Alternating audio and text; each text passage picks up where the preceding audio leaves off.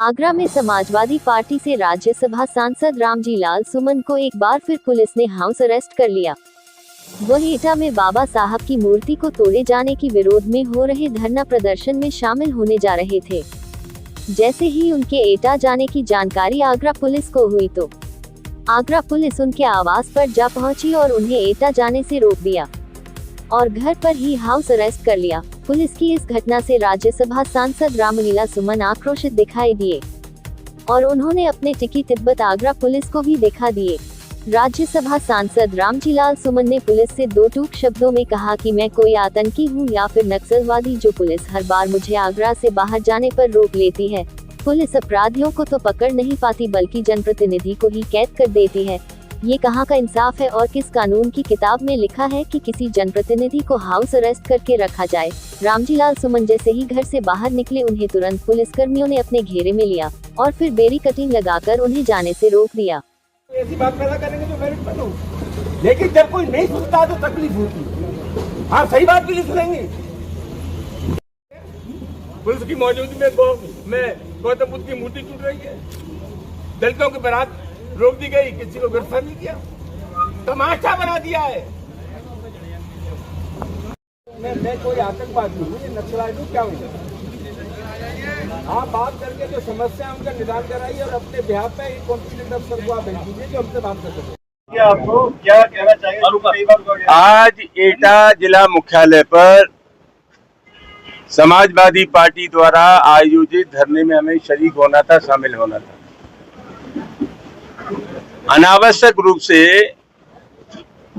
एटा police के अनुरोध पर आगरा की पुलिस ने हमें नजरबंद कर दिया और ये कोई आज नजरबंद नहीं कर रहे हैं। 3 महीने से लगातार हमारे साथ ही व्यवहार हो रहा है जैसे मैं कोई आतंकवादी हूँ, नक्सलवादी हूँ। इन लोगों का लोकतंत्र में कोई विश्वास नहीं है।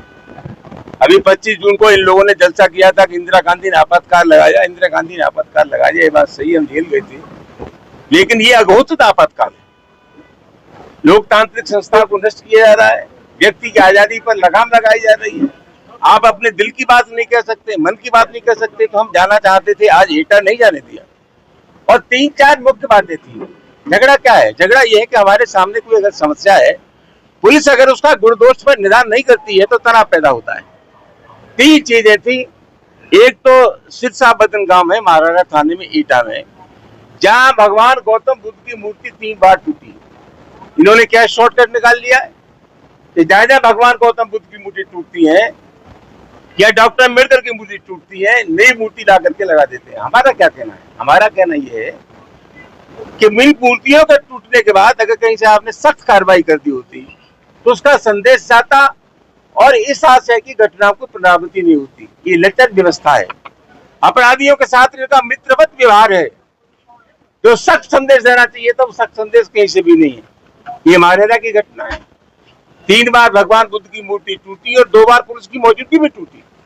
तो हम ये चाहते थे उन पुलिसकर्मियों के खिलाफ कार्रवाई हो, जो लोग इसमें शामिल हैं उनके खिलाफ प्रभावी कार्रवाई हो। दूसरा, जैतरा में 1 जुलाई को समाजवादी पार्टी के राष्ट्रीय अध्यक्ष, प्रदेश के पूर्व मुख्यमंत्री का जन्मदिन था, अखिलेश जी का। उनके पोस्टर को कुचला गया, अपमानित किया गया, फाड़ा गया। तो उन्हें लिखिए मुकदमा, दिल्ली करके लोगों को जेल भेजते, ठोक के जेल भेजते। ये कार्रवाई नहीं हुई। एक ढकपुरा गांव है, थाना आबागढ़ में, वो ढकपुरा गांव में दलितों की बारात नहीं चलने दी, उनके खिलाफ कार्रवाई नहीं हुई। पुलिस के एक सिपाही को चोट आ गई थी, मुकदमा दर्ज हुआ, उसमें दलित समाज के लोगों को भी नामजद कर दिया। इसकी घटना से कोई संबंध नहीं था। इन सब घटनाओं के बारे में हम धरना देना चाहते थे समाजवादी पार्टी के साथियों के साथ। हमें धरना स्थल पर नहीं जाने दिया, रोज हमें रोका जाता है। ये मेरे मौलिक अधिकारों का हनन है। समाजवादी पार्टी के कार्यकर्ताओं के साथ जो व्यवहार हो रहा है सही लगता है। हमने ये भी कहा कि हमारी पार्टी पर आप बैन लगवा दीजिए। अगर राष्ट्रीय अध्यक्ष का अपमान होगा तो हम चुपचाप बैठेंगे, अगर दलितों पर अत्याचार होगा तो हम चुपचाप बैठेंगे। समाजवादी पार्टी का ये धर्म है कि समाज के किसी भी वर्ग पर अत्याचार होता है, अन्याय होता है, तो पार्टी के कार्यकर्ता ताल ठोक करके ये कह दे कि हम अन्याय बर्दाश्त नहीं करेंगे। यही राजनीति और यही राजनीतिक धर्म है, उसका भी निर्वाह हमें नहीं करने दे रहे। अभी अलीगढ़ रेंज के DIG ADG Agra, police commissioner Agra, police कप्तान एटा ने हमें स्पष्ट किया है कि इन सभी मामलों पर प्रभावी कार्रवाई होगी। 1 हफ्ते का हमें समय दिया है, हम देखेंगे। अगर 1 हफ्ते में कार्रवाई नहीं हुई तो फिर आज जनतंत्र में संघर्ष करने का जो तरीका है उसका फिर इस्तेमाल करेंगे।